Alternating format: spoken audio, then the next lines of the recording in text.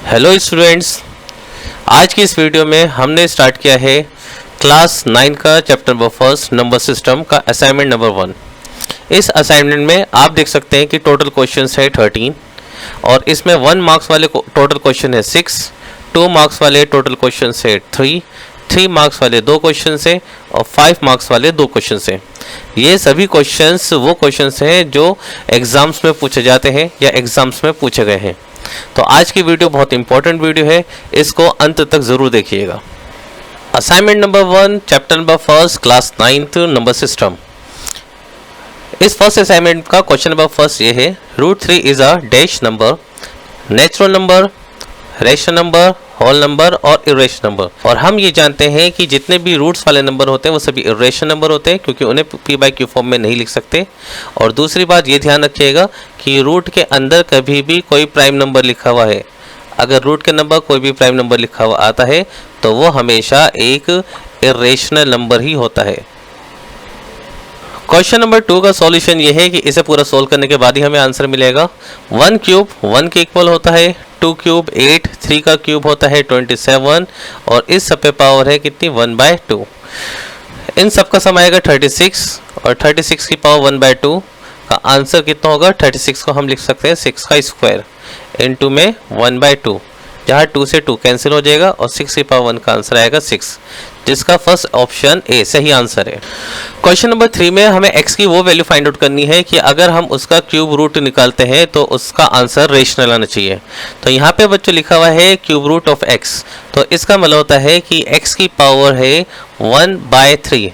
तो यहाँ पर अगर हम फर्स्ट ऑप्शन को ट्राई करते हैं 2 to 5, तो 2 to 5 होता है 15 का स्क्वायर, 729 होता है 27 का स्क्वायर, 100 होता है 10 का स्क्वायर और यह बचा नेक्स्ट ऑप्शन 343।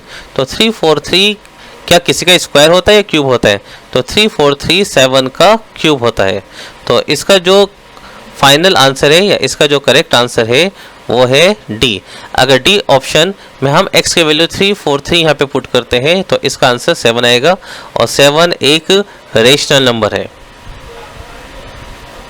स्टार्ट करते हैं क्वेश्चन नंबर 4 का सॉल्यूशन। क्वेश्चन नंबर 4 में हमसे पूछा गया है 2⁻10 2/5 इनटू में 5 का आंसर क्या होगा।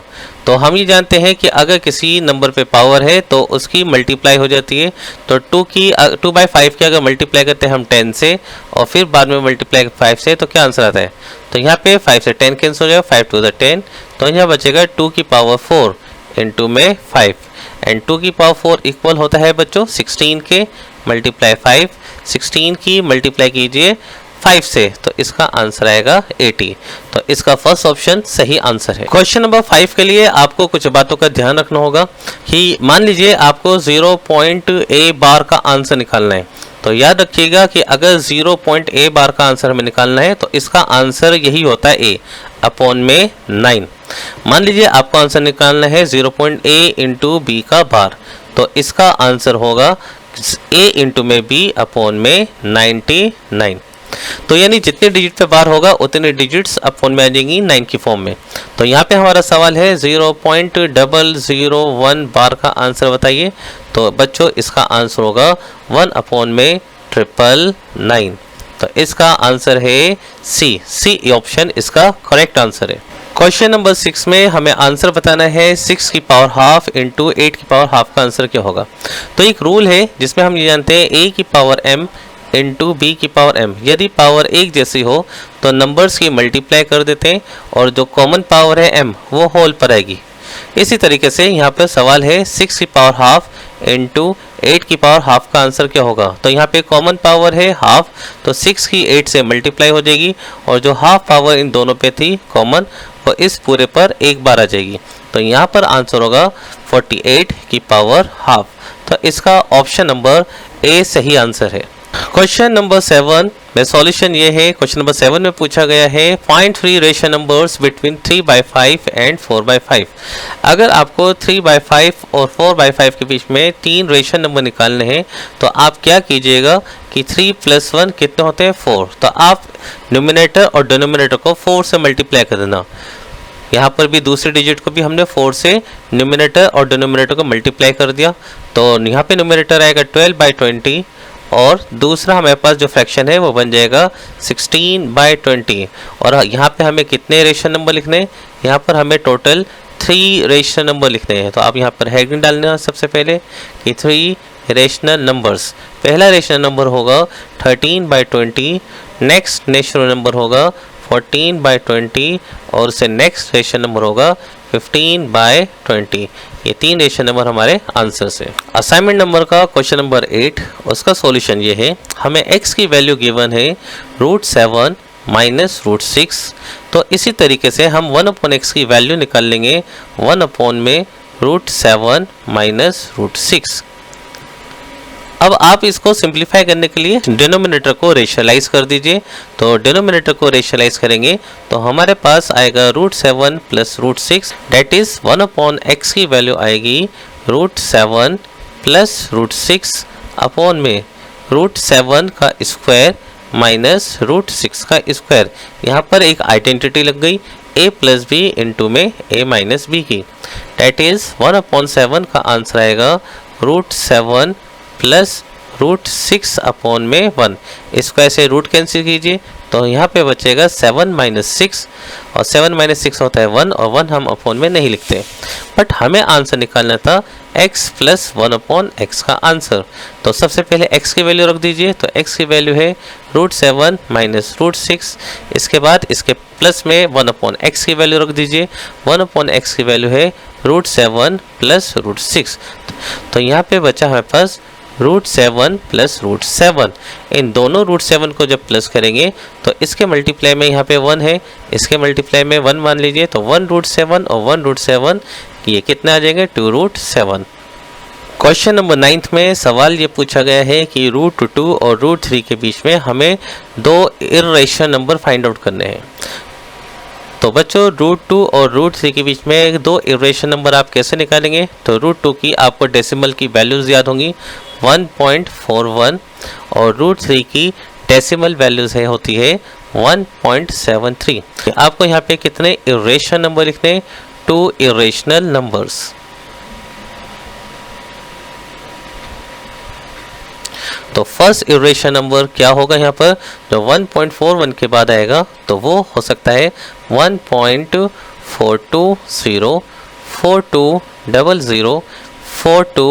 4200, 42000 ... एंड सो ऑन। नेक्स्ट इसी तरीके से एक और रेशनल नंबर लिख लीजिए जो 1.41 के बाद आएगा 1.430, 4300 एंड 43000 ... एंड सो ऑन।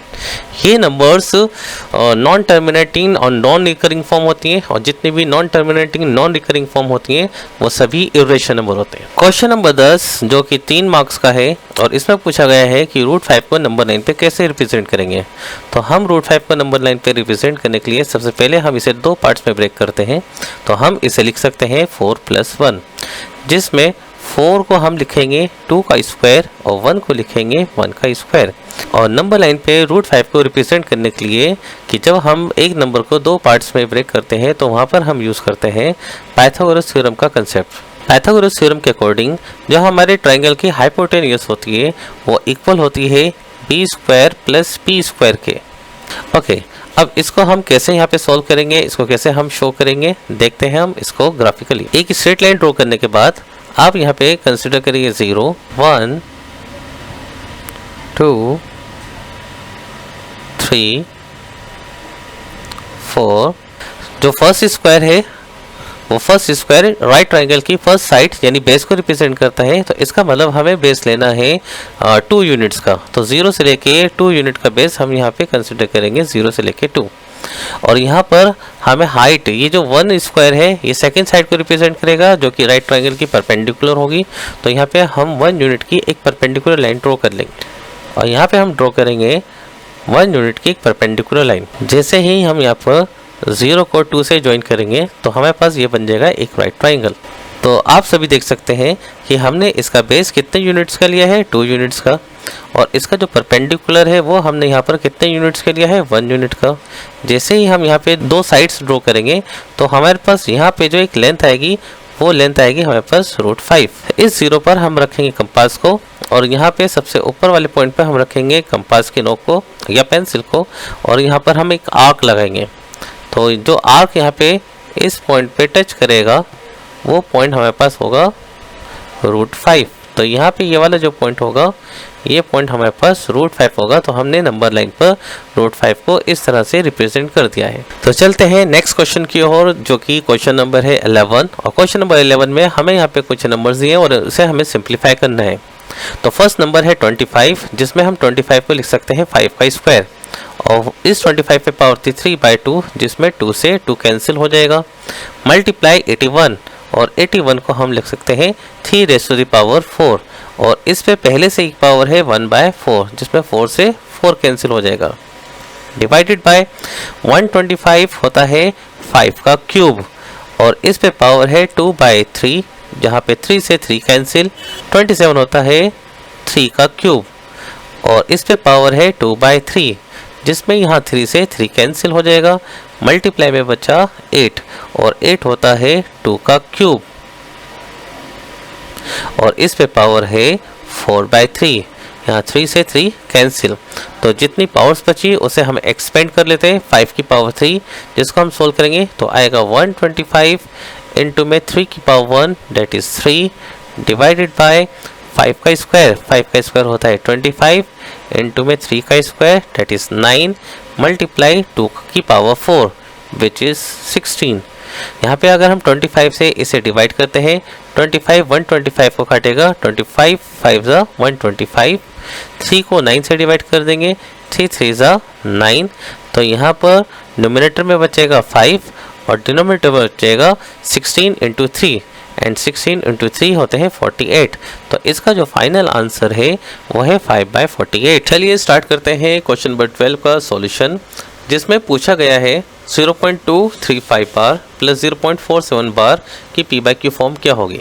तो सबसे पहले हम लेट करते हैं x इक्वल होगा 0.235 बार, क्योंकि यहाँ पे बार 35 पर है तो इसमें 35 को रिपीट किया जाएगा, क्योंकि ये डेसिमल की नॉन टर्मिनेटिंग रिकरिंग फॉर्म है।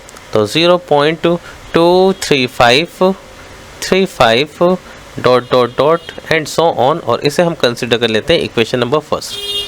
इसके बाद हम इस पूरी इक्वेशन को मल्टीप्लाई करते हैं, मल्टीप्लाई बाय 100। तो लेफ्ट हैंड साइड में आएगा यहाँ पर 100x is equal to 23.535 dot and so on, और इसे कंसिडर करेंगे हम इक्वेशन नंबर 2। अब दोनों इक्वेशन को सब्ट्रैक्ट करते हैं। तो फर्स्ट इक्वेशन यहाँ पे लिख लेते हैं। फर्स्ट इक्वेशन थी हमारे पास 0.235 डॉट एंड सो ऑन। इन दोनों इक्वेशन को जब आप सब्ट्रैक्ट करेंगे तो यहाँ पर लेफ्ट हैंड साइड और राइट हैंड साइड में साइन चेंज कर दीजिए। लेफ्ट हैंड साइड में हमारे पास बचेगा 99x और राइट हैंड साइड में बचेगा 23.3, और x की वैल्यू हमारे पास मिलेगी 23.3 अपॉन में 99। यहाँ पे पॉइंट अगर हम हटाते हैं तो नीचे एक 0 बढ़ जाएगा, जो कि इक्वल होगा 233 अपॉन में 990 के। ओके, अब इसी तरीके से हम सोल्व करते हैं इसका सेकंड पार्ट। हम लेट कर लेते हैं कि 0.47 बार इक्वल है y के। अब क्योंकि यहाँ पर नॉट रिपीटिंग हो रही है 47 की, तो जब हम 47 बार को एक्सपेंड करेंगे तो 47 को यहाँ पे रिपीट करना होगा। तो यहाँ पे मैंने इसे 2 बार रिपीट कर दिया है, और इसे कंसिडर करते हैं इक्वेशन नंबर 3। यहाँ पर भी मल्टीप्लाई करते हैं, मल्टीप्लाई बाय 100 डेट इज़ यहाँ हमारे पास आएगा 100y is equals to 47.47 dot and so on, और इसे कंसिडर करते हैं इक्वेशन नंबर 4। अब फोर्थ इक्वेशन में से थर्ड इक्वेशन को सब्ट्रैक्ट कीजिए। तो थर्ड इक्वेशन थी 0.4747 डॉट एंड सो ऑन। इन दोनों इक्वेशंस को जब हम सब्ट्रैक्ट करेंगे तो हमारे पास लेफ्ट हैंड साइड में बचेगा 99y इज इक्वल टू 47.0, और y की वैल्यू हमारे पास आ जाएगी 47 अपॉन में 99। बट हमें यहाँ पे क्या करना था, इन दोनों को प्लस करना है। तो x और y के जो आंसर आए, इन दोनों आंसर्स को यहाँ पे प्लस कर लीजिए। तो x की वैल्यू आई है हमारे पास 233 अपॉन में 990, और y की वैल्यू आई है हमारे पास 47 अपॉन में 99। तो इन दोनों का जब हम एलसीएम लेंगे तो एलसीएम आएगा हमारे पास 990 और यहाँ पर हमारे पास आएगा न्यूमरेटर में 233 प्लस में 470। इन दोनों को जब हम प्लस करेंगे तो प्लस करने के बाद हमारे पास बचेगा 703 अपॉन में 990। तो इस क्वेश्चन की P बाई Q फॉर्म है 703 अपॉन में 990 और ये है इस असाइनमेंट का लास्ट क्वेश्चन और जिसमें हमें A और B की वैल्यूज़ दी हुई हैं रूट्स की फॉर्म में, जहाँ पे हमें निकालना है a square plus B square का आंसर।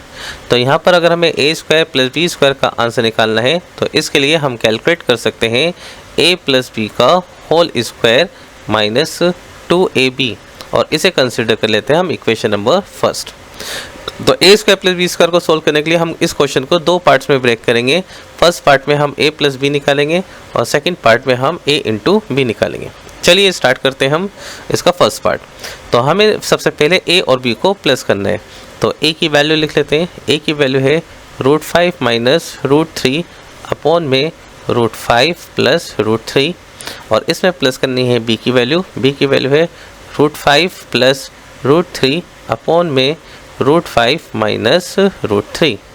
इसके लिए हमें पहले एलसीएम लेना पड़ेगा। तो जब हम इसका एलसीएम लेंगे तो हमारे पास आएगा √5 प्लस √3 इंटू में √5 माइनस √3 और अगर हम इसके न्यूमरेटर को सोल्व करते हैं तो हमारे पास न्यूमरेटर में मिलेगा √5 माइनस √3 का होल स्क्वायर प्लस √5 माइनस √3 का होल स्क्वायर।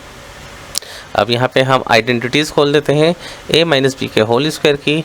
तो a स्क्वायर करेंगे तो 5 आएगा, b स्क्वायर करेंगे तो 3 आएगा और माइनस 2ab करेंगे तो 2√15 आएगा। इसी तरह से a प्लस बी का होल स्क्वायर एक्सपेंड करेंगे तो हमारे पास आएगा 5 प्लस 3 प्लस 2√15 और इसके डिनोमिनेटर में आइडेंटिटी लगेगी a plus B into A minus B की, जो कि होती है identity a square minus B square. तो स्क्वायर से रूट कैंसिल हो जाएगा, यहाँ पे माइनस 2√15 से प्लस का 2√15 कैंसिल हो जाएगा। तो इसके न्यूमरेटर में आएगा 16 अपॉन में 2 और 16 को जब हम 2 से डिवाइड करेंगे तो यहाँ पे बचेगा 8। तो इसकी फर्स्ट टर्म को जब हमने सॉल्व करा a प्लस बी को तो वहाँ पर हमारे पास आ रहा है। इसी तरीके से हमें निकालना है a इंटू बी का आंसर और a इंटू बी का आंसर निकालने के लिए a और b की वैल्यूज़ लिख लेते हैं। √5 माइनस √3 अपॉन में √5 प्लस √3 मल्टीप्लाई बाय b की वैल्यू है √5 प्लस √3 डिवाइडेड बाय √5 माइनस √3। यहाँ पर मल्टीप्लाई का साइन है तो इसलिए न्यूमरेटर और डिनोमिनेटर यहाँ पे डिवाइड हो जाएंगे और यहाँ बचेगा सिर्फ 1। तो यहाँ पे a इंटू बी का आंसर आ रहा है 1। अब ये सारी वैल्यूज़ हम पुट कर देंगे इक्वेशन नंबर फर्स्ट में। तो therefore equation 1 becomes equation number 1 में हमें निकालना था a square plus B square का आंसर। तो यहाँ पर हम सबसे पहले पुट करते हैं a प्लस बी की वैल्यू। a प्लस बी की वैल्यू है 8 तो यहाँ आएगा 8 का स्क्वायर माइनस 2ab और a इंटू बी की वैल्यू है 1। 8 का स्क्वायर होता है 64, 2 1 ज़ा 2, 64 माइनस 2 तो फाइनल आंसर इज़ 62। उम्मीद करते हैं आपको ये वीडियो पसंद आई होगी और इस वीडियो में जितने भी क्वेश्चन सोल्व करे हैं सबके सॉल्यूशन अच्छे से समझ आए होंगे। और इसी तरह की वीडियोस के लिए हमारे चैनल को लाइक और सब्सक्राइब ज़रूर करें। Thank you.